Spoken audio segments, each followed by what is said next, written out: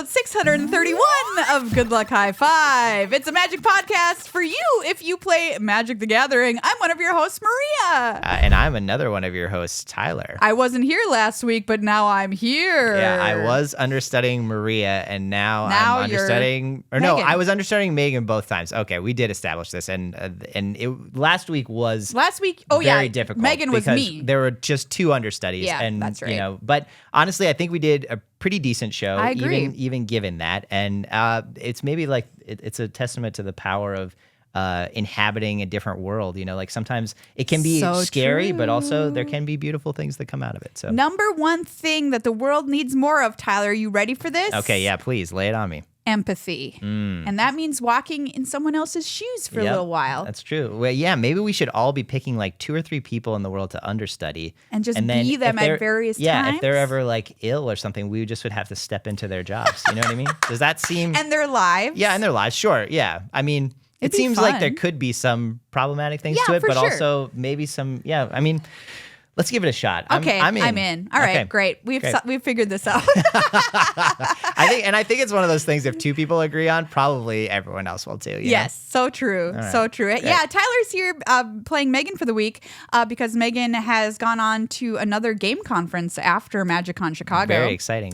Yes, and I'm back off MagicCon Chicago, hot off the plane, as they say, or cold off the plane, as I often am, quite honestly. Yeah, well, yeah. I mean, still like more than room temperature though, because you're still alive, That's true. Great point. And we're going to talk all about what happened at MagicCon Chicago, at the Pro Tour that I was hosting, and also all of the exciting announcements that they gave at MagicCon Chicago. They talked about Tarkir Dragonstorm, which is coming up. So we've got a lot of information about that. They teased Edge of Eternities, which is coming out later this year, and also Avatar: The Last Airbender. So just a truly, a smorgasbord. A smorgasbord of magic stuff is coming our way. A cornucopia. Oh, thank you. Yes, that's very good. What would be, if you had a cornucopia and you could make it of like your favorite foods, what would be your number one food in your cornucopia? Raw cashews. Okay, I knew it was going to be something messed up. That's why I made you say it. It would be raw cashews and green juice, but I don't know if that would really work well in the cornucopia format. Yeah. I feel like if you pour like a horn juice of green juice. Well, I'm just saying if you put it in there, they're usually made of like a wicker type of material. I feel like it would leak all over the leak table. out and then it would soak into whatever else you had in there. So I don't know. I mean, maybe Tyler, it would still be good, but those are my truthful God answers. bless your ability to eat clean, man. Well, I don't know. Our bodies could not be more different. Yours is a temple. Mine is a dump. Well, but also, again, similar to what we just were talking about, I feel like there's experiences your body has that mine won't have, and not all bad ones. I mean, genuinely, I do believe that to be true. Oh, I like the way you're thinking about it. Yeah. So we're going to talk all about what happened at the con coming up on this episode. Yeah, this episode will be a cornucopia of sorts, and hopefully with things that go well together, unlike green juice and raw cashews. Now with no leakage. Good luck, high five. That's our new catchphrase. All right, well, it has a certain ring to it. Man, wouldn't that be so great if you just went to the supermarket and your favorite thing you always buy off the shelf and it just said now with no leakage on it? Especially if you weren't aware of what the leakage had been before. Yes, exactly. You're like, wait, is this a body thing? Yeah. Is this like a container thing? Yeah, or is it like there was leakage of some kind of toxin into the thing? You know what I mean? Like, is the leakage coming from the thing itself, or is the leakage from something adjacent to the thing that is now not in it anymore and to its benefit? Yeah. Can you think of something more like just slightly concerning that could appear on the packaging of your favorite food? Let us know in the comments below this video. The thing that came to my mind was now with less glass. Okay, that's pretty good. Yeah.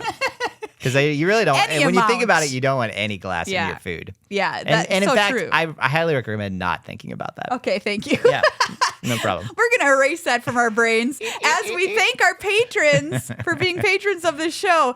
Catchphrases like that are what you've come to expect from Good Luck High Five over our 12-year existence. And you can become a patron and support those kinds of catchphrases at patreon.com/GLHF Magic. Or if you want us to shut up and never say them again, hey, you can message us and tell us that too. That's the kind of power you get Yep. by being a patron. We'll take it under consideration. Indeed. That's a great way to put it. You can join us at a lot of different dollar amounts, get access to our super sweet Discord server, early access to episode releases, and a whole bunch more. We'd love you to support the work we do. Patreon.com/GLHF Magic. Oh, man. Once I stepped on glass. Oh, my. And I had to pull it up myself of my own foot. How big was the piece? Because I don't know how deep do we want to go into this? Both, like how deep was it in your foot and how deep into this subject? Yeah. Because I have also stepped on glass, and I don't have. I feel like I've never stepped on like a crazy chunk, but I've definitely had some, like ones that were like. Yeah, it was small, but yeah. Any glass in your body is not a good glass. It really is in your body. Yeah, your feet. Your feet also are just one of those things that you don't think about until something's going wrong. Well, now it's scarred me for life because I feel like I'm constantly like literally or just figuratively. Just figuratively. I'll feel like I'm. I always look on the lookout for glass all the time. Oh wow. Yeah. That has not been my experience. Yeah. With it. So anyway. I was also barefoot a lot as a child. Like I grew up on a farm and we were barefoot a lot of the time. Beautiful. So maybe that was a part of it. And I also am I am also an advocate of the barefoot shoes. You are. And I maybe all of that is connected in some way. The only thing I will say about this subject, because it's one that's near and dear to my heart, and I can't let it go, is that I have a few times worn normal shoes since I started doing that, and I genuinely felt like I was cut off from some kind of you said spiritual level sense of being grounded on the earth. Like I genuinely did feel that way. So incredible. It may be that it's a lot in my head, but if that's there maybe is at least some truth your head to it. is also real. My head is also real. I guess what I'm trying to say is I don't know if that's actually the experience everyone would have, but if it is, there's something kind of shocking about that, I guess. Yeah, for sure. It was shocking to me when I did it because I was just going to get my wife. My wife was wanting her sandals, and I was like, "Sure, I'll go get them." And then I was like, "I'll just wear them over here." And just having them on for about 30 seconds, I felt awful. Unbelievable. So I don't know. I wish I could have witnessed this. Yeah, it was. Would have filmed it. Yeah. Well, okay. I'm kind of glad you didn't witness it now. I don't know if I would have wanted that filmed, but yeah. So, I mean, neither here nor there, but. Tyler, you want to come over to my house and put some shoes on later? Yeah. No reason I'm asking this. I think I'll say no for now. Okay, well. But appreciate the invite. Soon enough, you'll forget. Yeah. And I'll come for you.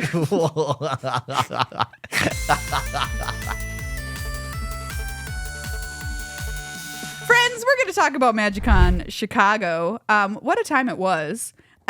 Midwest, best coast. You know what I'm saying? West Coast wants to say best coast, but I'm saying Midwest more like mid-best coast. Yeah, because it still has West in the name, so it still works as like a rhyming scheme. Yeah. It loses a little bit of the kind of, it doesn't roll off the tongue in the same way, I'll say it. All right, you work on that. Okay, yeah, I will. A better way to promote ourselves.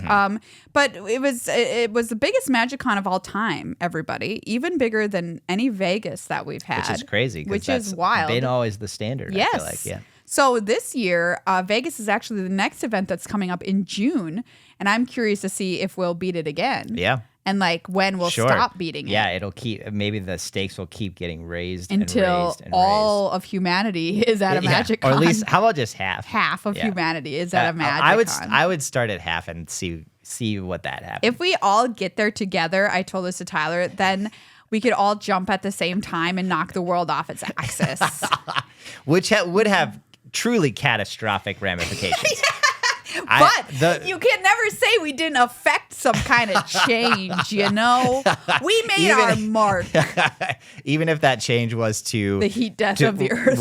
Was to destroy the only place that we know of where life exists. Yes. But it really light a fire under us to really figure out space travel, Yeah. Necessity breeds innovation. Yeah, but I think if we knocked the world off of its axis by jumping all in one moment, we might not have time. It might be that at that point, things were already a little too late to. The pressure would be more like less like a little flame being lit underneath you and more like walking into an incinerator, I'm curious if this is just an urban legend. If all humanity jumped, could it do it. Yeah, I think it's an urban legend. Okay, well, we'll see, won't we, at Vegas coming up later this year? Come to Vegas and be part of potentially the end of the world. It reminds me of like the Manhattan Project when they weren't sure if like a nuclear weapon was going to end the Earth or not. Like ignite all of like the certain kind of molecular chemistry in the atmosphere and literally destroy everything. So it would be a little bit like that, except I guess I guess I would have to say that the purpose of it would be better than war. So it's not a purpose that has much behind it, just trying it, but maybe it's still better than war. So I guess. Yeah. I'm going to drop a hot Maria lore fact here for people. Yeah. This is a pretty obscure one, everyone. I once made a scrapbook. I was a custom scrapbooker. Like I could be hired to scrapbook for people. Which I would want you making of all the people in my life. I think you're certainly one of the ones that I would want making a scrapbook. It was I made one for somebody who worked on the Manhattan Project. Oh wow! And it was a gift to him, like from a university. Oh wow! Who was it? I don't remember. Sure. All right. But I definitely had newspaper clippings in there about the Manhattan Project. Oh my gosh! Yeah, I would love to see that. I know it's like how many computers ago now? Like 10. Yeah, that's where it is. It's buried in. Yeah, it's like somewhere. That would be like an archaeological expedition. Yes, it would try to find that. Yeah. Isn't that wild? Anyway, that is wild. That is wow. I was living in Chicago when I made that, which is the tie back into us talking about MagicCon Chicago. Smooth and seamless. Yes, there were so many people there. It was a delight to see so many thousands of people out celebrating Magic. It always warms my heart every time. Like in the morning, I'm sitting there at the Pro Tour desk and you can see everybody coming in. And it's truly shocking, honestly, to see that much of humanity, half in the case of Vegas, streaming through the doors to come and just like celebrate this game. Yeah. I don't know. It just made me happy to see. Yeah, it was a wonderful convention. I didn't get to see much of it. I did like one lap around the con because we're so busy at the Pro Tour. Yeah. But I stopped by the Dragon Shield booth, said hi to the Jank Lords. Megan played some Judges Tower. Very cool. Very cool. If you are fans, of course, for the Jank Lord, you know Judges Tower, which is like a singleton format where you have to play exactly by the rules or you're out. Like which literally. It's a very fun idea. It is. Yeah. And it's like nearly impossible. The games are very short. Because yeah, of course. Everyone always makes it, yeah. But I want you to guess who won that game. Megan? That's right. I think the Jank Lords tweeted like, of course Megan won or something like that. That makes sense. It was a delight though. So that was my experience of the con. But my main experience of the con was the Pro Tour. Working on that this weekend, which was also a delight. It was a large Pro Tour. Yeah. 348 players, which is like almost close to 150 or so more than normal. Yeah. So really big Pro Tour. And it was standard, everybody, and draft were the two formats. As far as what decks the pros brought, in the majority of them were split among three top decks, which were Gruul Mice, which is that fast little Bloomburrow mouse deck that can kill on turn like 4 or whatever. Esper Pixie, which is the bounce deck where you're playing Pixie to bounce stuff up to your hand and play it again for value. And Domain Overlords, which is using all the Overlords from Duskmourn to get immense value with cards like Up the Beanstalk, which lets you draw everything. And everyone's little... favorite freak Zur. Oh man, he is my favorite freak. Right? I mean, I feel like of all the cards that have gotten play recently, he's one of the freakiest. Oh man, I love Zur. In a great way. Speaking of the Jank Lords, Zur is the deck that I played with the Jank Lords, our first episode with them here on Good Luck High Five on Commander Arcade. And I loved him as a commander. Yeah, he does feel like, I mean, because it's, anytime you can create, like they're not always auras, but like those enchantments. Like bring them to life. Bring them to life. I mean, it's a lovely feeling. Hexproof is pretty good. Yeah, so those were the big three decks. A bunch of people brought other stuff. Like some people played Jeskai Oculus. Some people played Celestia Cage, which is my personal favorite deck. Cool deck. Because it's just like pretty straightforward and easy. Yeah. And fun. Putting counters on things. And attacking. But the best deck of the weekend, as far as the numbers are concerned in win rates, was in fact the Domain Overlords list, which had a 55.9% win rate, compared to some people who, for instance, brought Dimir Midrange, which had a dismal win rate of 25.9%. Yikes. Yeah. So that's a pretty good number. It is a pretty good number. The only deck that had a higher win rate was mono red aggro, but it was such a small representation portion of the field that anytime that happens, sometimes the numbers are a little skewed. It's certainly true to say that people walked away from this weekend saying like, wow, Domain Overlords really overperformed. It overperformed. And I do like that deck. It is a fun deck to play. Yeah. The problem is when you play the mirror. Yeah. Then no one's having fun. That is not fun. Well, some people, they do make for some there is a drama in just the duration of them and how many different decisions the players are faced with. Like, yes. I think especially for, not to get ahead of ourselves, but for the eventual winner of the tournament, had to play 2 of those mirror matches back to back. Yeah. Had to, in the semis and the finals. For you and right there. that's like 5 hours of Magic or something, yes. and that is, that's a lot. That's a lot to play. Just he played other matches as well, but that, just 5 hours of Magic in one day and Period. 5 hours of the most high stakes Magic you've ever played in your life. Like, it's okay. This game is for $30,000. Yeah, yeah, and sort of a chunk of your future identity. Absolutely, as well. absolutely, It's priceless. Truly. So like Tyler mentioned, Domain Overlords was the deck that eventually won the whole tournament. In the hands of Mr. Matt Nass, took it all down in a mirror match in the finals versus James Dimitrov, who was also running that same deck. And like Tyler said, he had also played it in the semifinals, a mirror match against Canada's Christopher Leonard. So he had a lot of tough Magic under his belt by the time he arrived at those finals. Truly. If you don't know who Matt Nass is, he's a player who's been around for a very long time and had a ton of success at Grand Prix back in the day. Like, there was a stretch where he definitely won 2 Grand Prix back to back. Which is crazy. When you think of the fields of those Grand Prix, yes. It's one of wild. It's wild. Like hundreds of players, and like on either side, I think he got 2nd and 4th. Wow. So like there was a stretch when he was dominating because in Modern he was playing this deck called Croc Clan Ironworks or KCI Combo. And Matt Nass is a very smart guy who has a math background. And so combo is his main thing in life. And he's able to do all of these intense calculations very quickly. And that deck was completely busted if you were able to pilot it like Matt was. Yeah. Now, I would never in a million years be able to do that. Same. Nor want to. It seems awful. Yeah. But he rolled that deck to great success at the Grand Prix level and really made a name for himself as like this combo killer. Yeah.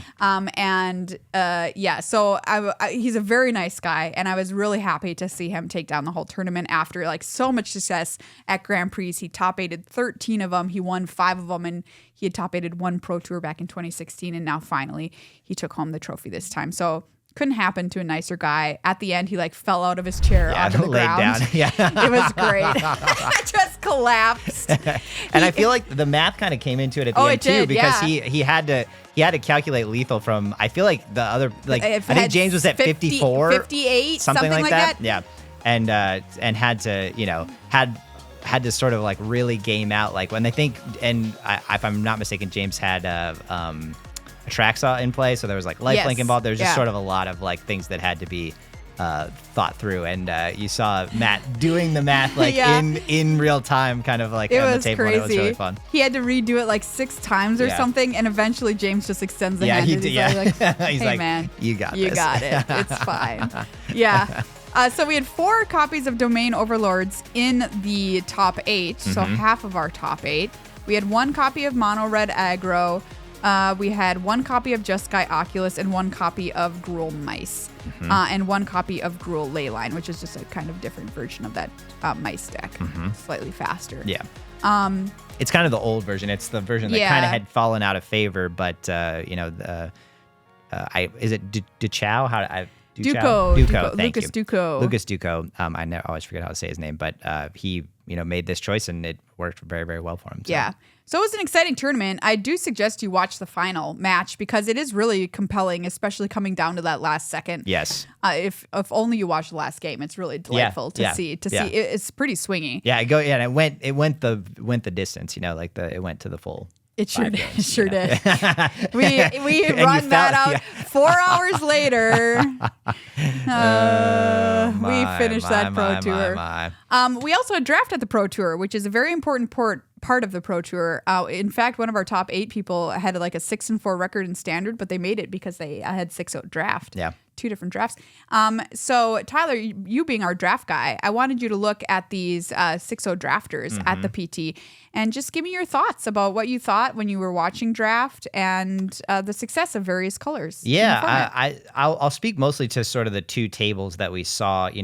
Each day we had at the end they would give you the sort of like the 2-0 versus the 2-0. But the two main tables, for the first day we had Javier, the drafting, and I would say, that draft could have gone better for Javier. Yeah. I think it was a tough seat for sure, and made something that had some synergy, but it was like almost too much synergy. It was like not enough and too much synergy. He had a lot going on. It was a Jeskai Meskai, as Monty said very memorably, at the news desk. A Jeskai Meskai, and that's about right. But the thing that stuck with me most was from day 2 when we did see Matt Nass featured more, and because he had an 8-0 start to the tournament. Yeah. One of two people that had that. And we saw his blue-red deck. It ended up going 2-1, but I really think that it could easily have won that final. I think maybe if you'd played that final 10 times, he would have won 7 or 8 of those times. I think his deck was a little bit better than the person he was playing against, but as is the way the cards fall sometimes. But the thing I really took away from that last table was that he had blue-red, which is not it's not the worst archetype, but it's definitely not the best archetype. It's widely considered that green is far and away the best color. As we kind of, we mentioned it on the last show, and the green is very, very powerful. Any of the green color pairs, you're kind of wanting to be in those over any of the other color pairs. Right. And so, inevitably, there were, I think everyone agreed on that going in. And you saw at that table that Matt Nass was at, there were 4 or 5 green drafters, and those green drafters really had middling to, there was one, the player he played and who ended up with 3-0 did have green in their green mana in their deck. But the other ones, a lot of them went 1-2, and Ben Stark went 0-3 in that draft. And, no one would say that Ben Stark is not a good drafter.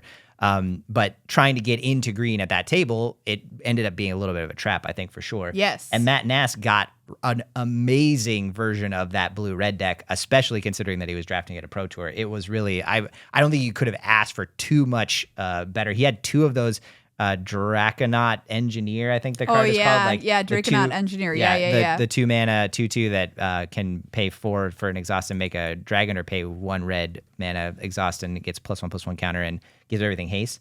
All of that, when you put it together, is an amazing card. And he had 2 of those. He had a lot of cycling synergy. He had 4 copies, I think, of that card that pings people when you cycle. I can't remember the name of it. It's like a 3 mana 1/4. Yeah. And when you have 4, that's one of those cards when you have 4 copies of it, they get better in multiples, Yes. And he also had that Monument of Endurance, I think it's called. The 3 mana artifact that if you cycle it, it either draws you an extra. If you cycle a card, I discard a card, I think technically, but in this situation, mostly cycling it. Monument to Endurance, you're right. Nice. So whenever you discard a card, choose one that hasn't been chosen this turn. Draw a card, create a treasure token, or each opponent loses 3 life. And there were multiple games you saw Matt play where he got the person down to 3 and then just had one of those in play, and there really wasn't anything that they could do about it. You know? And that monument you saw, this was in both of the featured draft tables. You saw the monuments.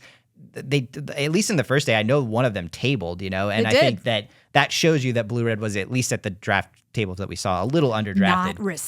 Not respected. And Matt Nass got a really, really great version of that deck, and I think that is a and testament the deck is very fun. Yeah, very fun, and is good. If you get a really good version, the synergy is very, I drafted it the other day. Yeah. Because I was inspired by Matt Nass, and I got Monument to Endurance, and I just was didn't care what my opponents are doing. I'm just ping you through 3, boing, or drawing 2 cards. Yeah. When you get to cycle something and you're drawing 2 cards instead of 1, you feel really good. Yeah. Exactly. Yeah.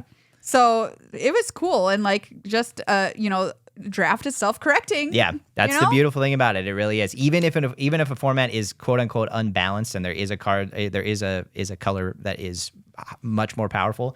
In a table of very experienced drafters, if all 8 people sitting down really know what's up, that most likely will not be an issue. As you said, it's self-correcting. Absolutely. And that's a truly beautiful thing about it.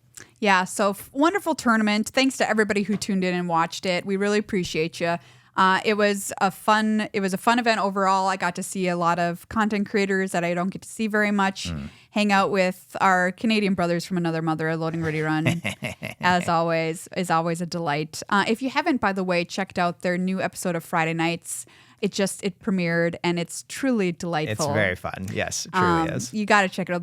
They're making 8 episodes, and I was talking to Graham about it this weekend, and he was saying how much of a labor of love it was for him to make these episodes, and that he had some ideas for some of the shots that you'll see in them in his head for years. Oh, wow. And he's like, finally, I got to get it out of my head and onto screen. Oh, and that's really beautiful. Yeah, actually. it was wonderful. So go check out Loading Ready Run's Friday Night series. It's I'm so excited for all of it. And he's like, oh man, just wait till you see what's coming. So I got to give them a shout out. Yeah, of and course. so happy for them and their success with that campaign. All totally crowdfunded. And they so deserve every bit of a success that they get, because they're just wonderful people. So thank you to everyone who came up and said hi, and that, we got a chance to hang out with a little bit this weekend. It's always a tiring event, and you're just like crawling on your hands and knees after the end of it. But by God, we got there. Yeah. And I would have to imagine that those people coming and saying hello, that's like a little boost of, case in point, slightly outside of the camera shot, there's that highball that you've got, yes. It's with never you. far away never from far me. away. Yeah. No, always right around the corner, and I feel like it's like a little bit like a human highball, to have people come and say hello to you, I'm sure. So is. Anyway, call us highball. Yeah, there's as has been said before and will be said again, there's no better advocate for highball on the planet. That's so true. I used to be sponsored by them. Fun fact, in the pandemic. Yeah. And then I got a hat. They sent me a hat. And some cases of highball. Which, to be fair, that's the most important as good as money for you. You know what I mean? Like, that's good as gold. Yeah, it's just, oh, God. Well, okay. Everybody, if you don't know, I'm not talking about like a drink, like an alcoholic highball drink. We're talking about an energy drink. It's water and caffeine. Yeah. That's all it is. But people often think that it's a beer or something. And I'll drink these on like film shoots because it kind of looks like one. Yeah, and people it looks will be like a like, tall boy. my God, is she just cracking back a tall boy at 8 a.m. on this film set? And I'm like, yeah, I'm really hardcore. Which, to be fair, you are when it comes to energy drinks. That is true. I think, I'm just saying, you. Yeah, good point. I think you have some people can really, can hold their liquor. You can hold your caffeine. Thank you so much. Yeah.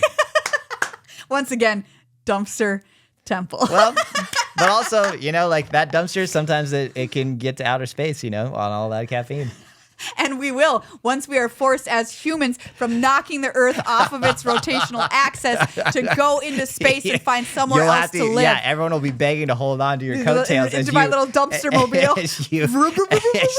As your caffeine-fueled mania launches you into outer space.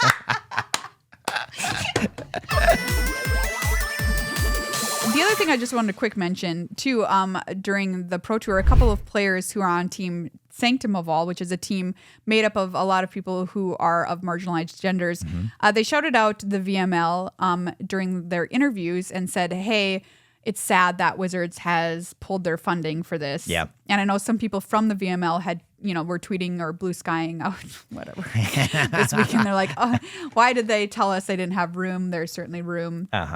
To have a space here. Yeah. And I just appreciated the players like mentioning that and, standing up for something they believe in. The VML is, of course, the Venus and Mercury League, of which Good Luck High Five was a sponsor of for many years, which helps put players of marginalized gender into the Pro Tour by giving away invites and that sort of thing.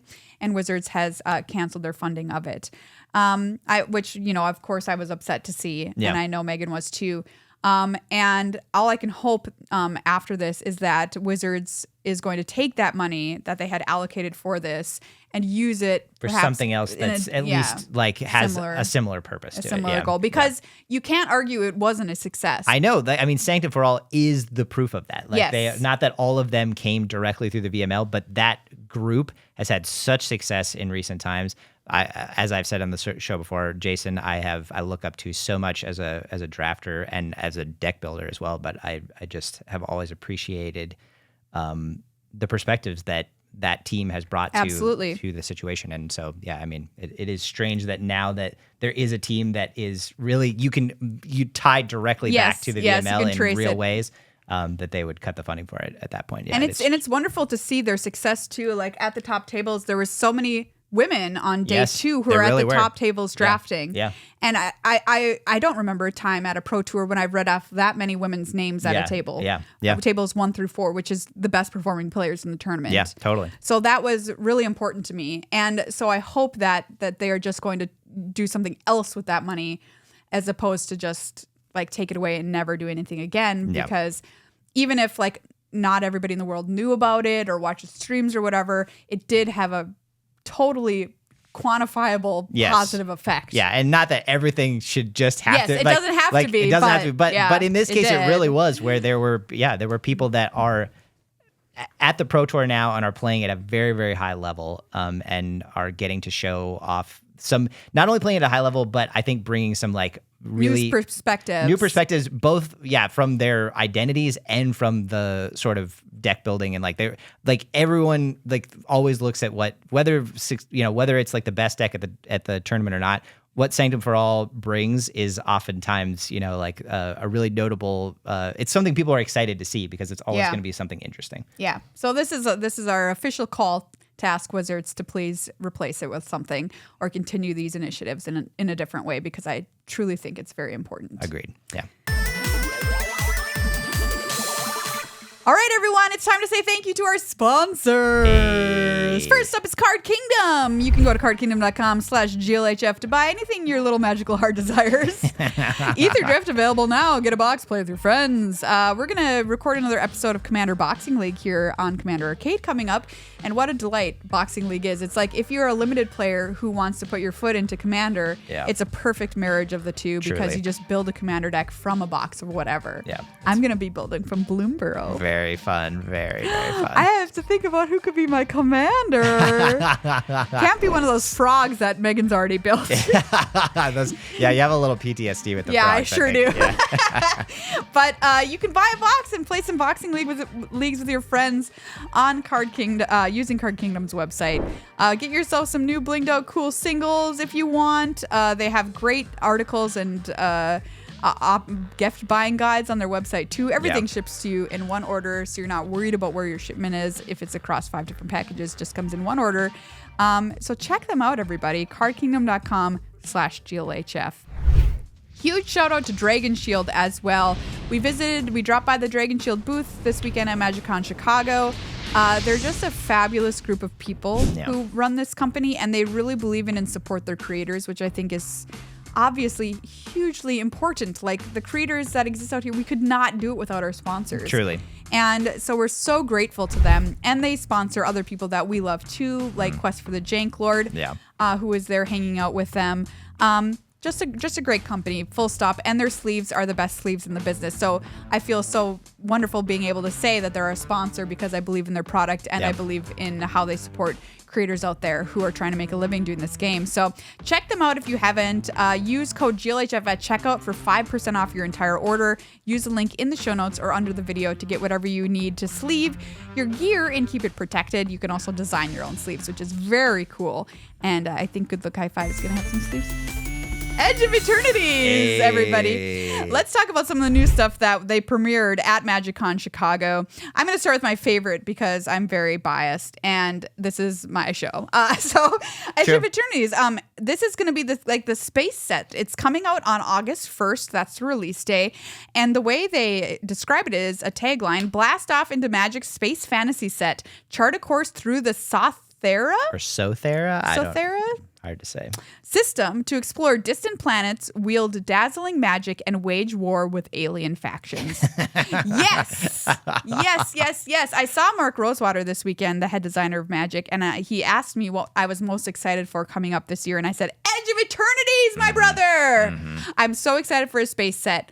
Everybody knows I'm a big sci-fi fan, and this is just... I'm just over the moon. Yeah. They showed off some art from the set. We didn't get to see a lot, but they have some art. Yeah. What I can only imagine are going to be more Spacek lands for us. You would have to assume, yes. They debuted some beautiful pieces of vertical artwork. Yes. That are just like the Spacek lands of the past. We also see Tezzeret here in all his glory, sitting on some kind of golden throne. Yeah, and also in like a zero atmosphere environment. I feel like there's just kind of like space stars behind him. So yeah, what's he doing? I don't know. Probably nothing. I mean, probably some shenanigans. Yeah, probably some shenanigans. Some artifact-based shenanigans. We also saw some other just utterly fantastic pieces of art where, space is showcased in the background. We have ethereal beings leaping through frame, weird alien-like looking goo shooting monsters.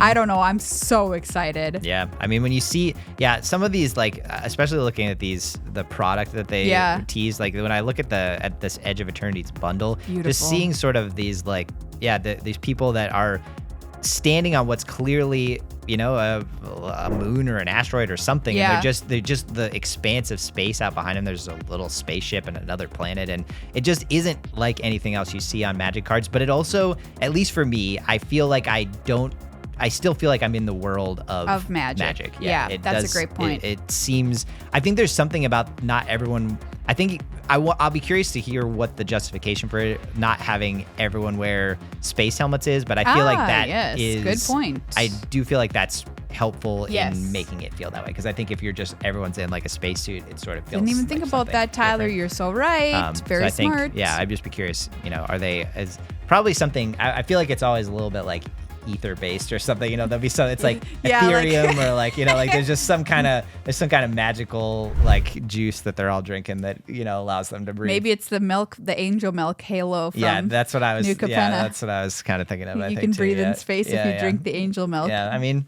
who's to say? But I like to think that might be what it is. Perhaps it is, Tyler. Perhaps. Man. I don't like to think about. How we get the milk. Exactly. Yeah. You don't. Just like the sausages, you really don't want to know how that milk is obtained. They said that there's going to be 2 commander decks that come along with this set. They showed off the art for the boxes. One is a counterintelligence, which is just Sky Colors, blue, red, white, that says boost artifacts. So proliferate counters. So that's that leans towards Tezzeret. And then there's World Shaper, which is Jund colors, black, green, and red, which says sacrifice lands, grow back stronger. It looks like some kind of like a bug alien. Yeah, bug alien. Yeah, wings. With wings and some kind of a staff. Cool. I mean, hey, sign me up. Sign me up. No question. Looks great. I can't wait for August 1st. That I'm very, very excited for.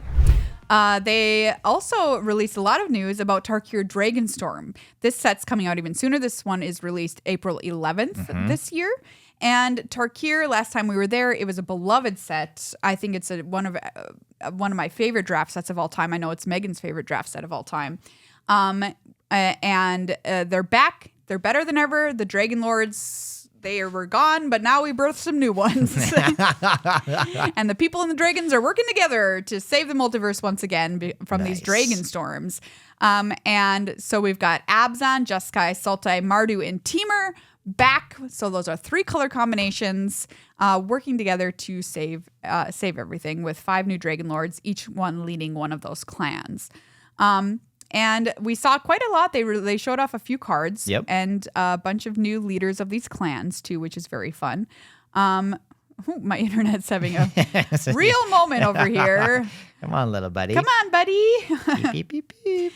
Here we go. So let's take a peek at something they showed off. The first thing I want to talk about is one of their big splashy things they showed off, which is a new Mox.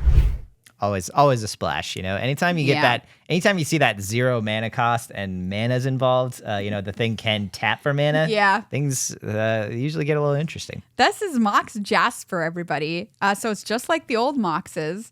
They even got Dan Frazier to come back, who is the original artist of the old Moxen, Very cool. to do a new painting for this Mox.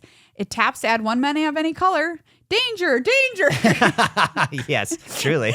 But don't worry, there's a drawback. Activate only if you control a dragon. Okay. All right. But still, I think this could be totally busted. Yeah, what I've heard, the early talk I've seen around it is, related to changelings. And just this low, because famously dragons usually somewhat expensive, but if you have a really, some of those cheap, one cost changelings. Yeah, great point. You can get things could get a little nasty. Yeah, if you're accelerating your mana, very quickly in the game with those 0 mana artifacts, things can get nasty. It can get a little out of control. Yeah. So I'm very excited. It's the chase rare of the set. They have a serialized version that'll be available for people to open. So pretty exciting. And in with I don't know if it's just the serialized version, but the retro frame as well. Very pretty. So good. Yeah. Looks so good. Sarkhan is also back. Sarkhan went crazy, loves dragons. He's back. That's all you need to know. As Sarkhan Dragon Ascendant, 1 in red for a 2/2 human druid legendary. When he enters, you may behold a dragon. So this is one of the new mechanics of the set, beholding a dragon. I was like, what could that mean? And then I guessed, and I was right. If you do, create a treasure token. Whenever a dragon you control enters, put a +1/+1 counter on Sarkhan. Until end of turn, Sarkhan becomes a dragon, and in addition to its other types, and gains flying, which is its other deal, becoming a dragon. So behold means you can reveal a dragon in your hand or show one on your battlefield. And I feel like they've had cards. There was a card not that long ago. I don't remember from what set where if you showed it. Oh, I think it was from the from AFR from the Dungeons and Dragons set. I think there was a 2 mana red burn spell that if you revealed the dragon, you could deal. It was either 3 damage or the deal damage equal to the dragon's power or something like that. Perhaps a clue early on. Perhaps. So that was exciting to see. They showed off several different versions of art that are going to happen in this set. There's several cool borderless treatment. One is called the Ghost Fire treatment. Yeah, Ugin. Ugin's kind of like an Ugini. Yeah, it's a little Ugini. Channel Ugin's mysterious magic. I should call him by his true name, Eugene, on Ghost Fire cards. Thank you. Another card they previewed, which I airdropped to Megan in the convention center to really just mess with her, is Skirmish Rhino. Don't worry, when she comes on the show next week, I'm going to give her a whole 2 minutes to go off about Siege Rhino. I thought you were going to say that the whole show was just dedicated to Skirmish Rhino. 45 minutes. Okay. She'll go off about it. This is Abs and Colors, so it's 3 mana. It's not exactly Siege Rhino, but it's Siege Rhino's baby. Yeah. White, black, green, 3/4. Mythic. Trample. When it enters, each opponent loses 2 life, and you gain 2 life. Baby Siege Rhino. What a treat. Yeah. Or a horrifying thing you've Megan. It's hard to say. And in this day and age, it'll be a good test for, Yeah. I think that's a discussion that's been had previously as well. That where do we end up? Yeah. I really don't know. I feel like it feels like it could. It certainly feels like it could be an impactful card, but we do live in a day and age where things, the dial has been turned since Siege Rhino's day. And I think true. It'll be interesting to see what kind of impact it has on the format. I want to talk about this card, which got previewed, Smile at Death, which is something is relevant to my interests. 3 white for an enchantment mythic. At the beginning of your upkeep, return up to 2 target creature cards with power 2 or less from your graveyard to the battlefield. Put a +1/+1 counter on each of those creatures. I love it. You trying to destroy my creatures? Guess what? They come back. Yeah. I want this to be a card that fits in the aggressive type of a deck that I feel like you're imagining. But I also feel like when I see these kinds of cards, there have been a couple recently. There was one in Bloomburrow that brought back two mana card. I don't remember the exact. It's got a little mouse. It's like Dewdrop something or other. Oh yeah, you know roughly what I'm talking about. But I feel like it's always used in these strange little combo decks where they're trying to get a bunch of little either a deck that's got a bunch of those black-white creatures that kind of drain you when a creature dies or things like that. Like a Death and Taxes situation. Exactly. And they're trying to just bring back a bunch of. And there was another card recently. Trigger. And I think it was in Foundations where it brought back every 2 mana. It was 2 and white, and it brings back every 2 mana or less card that's in your graveyard or things like that. Yeah. I feel like that might be how this That's just what's going to happen. I'm here thinking a fair Magic player. I know. I got to think a dirty combo degenerate. Okay. Yeah. Well, you don't have to, but I just I like the world that you're living in, but I also felt like we should acknowledge the world that maybe we do live in. Yeah, that's fair. There's also a new Narset. Narset Jeskai Waymaster was previewed. She is maybe there'll be one of each with it's just the colors of the clan. Maybe. She's a 3/4 human monk. At the beginning of your end step, she's a rare. You may discard your hand. If you do, draw cards equal to the number of spells you've cast this turn.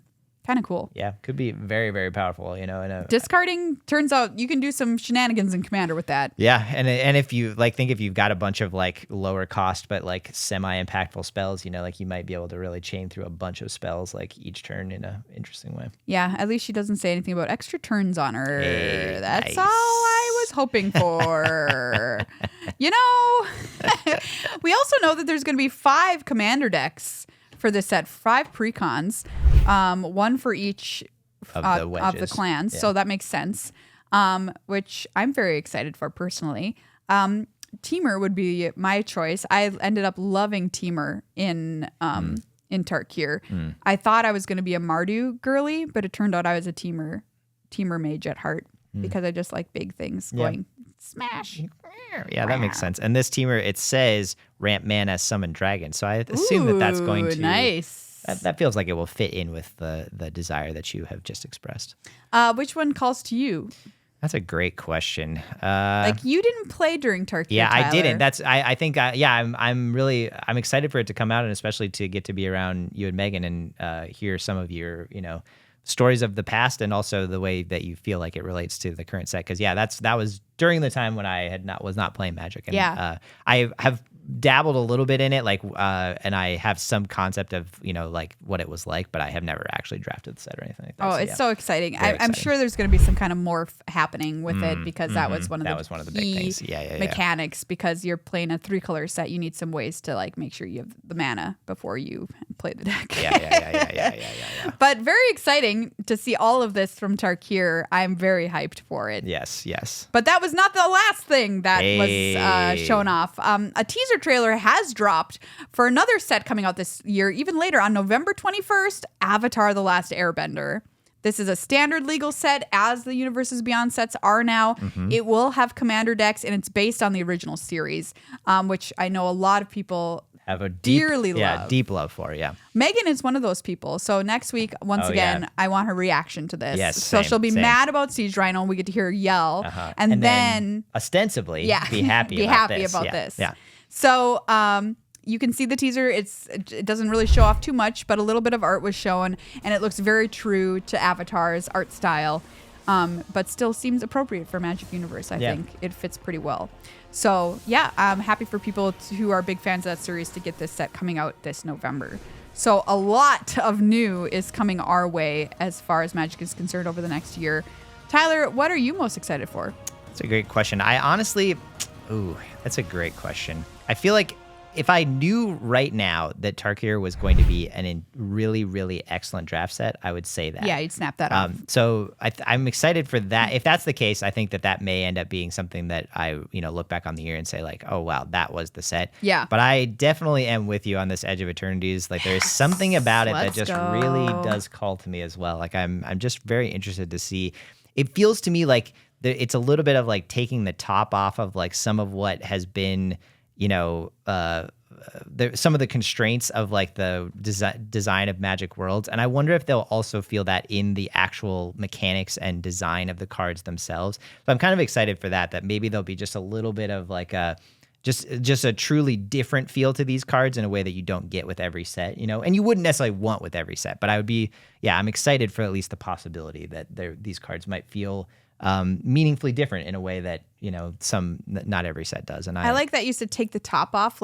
If you open a plane and you take it off like Tupperware, then the people just float right up. Yeah, to exactly. the Eternities. Ooh, I like that. Yeah, that's a good image for sure. If you're a longtime listener of the show, you know that I yelled at Mark Rosewater and said, I want to set in the blind Eternities. Now, this is on record on Good Luck High Five. I'm pretty sure I told him this years ago on the show.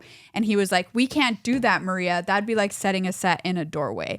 And this this weekend, I said to him, hey, Mark, remember when I said I wanted a set in the Blind Eternities and you said, no, we can't possibly do that. And I said, how about you think outside the box, Mark Rosewater?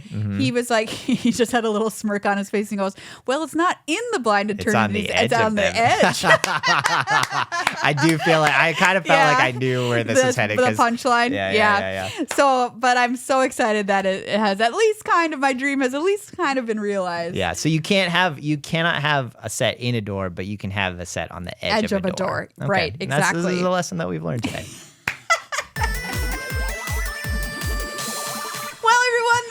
Episode of Good Luck High Five. Thank you so much for hanging out with us for another week. I'm glad to be back with you and over mostly the plague that I had last week.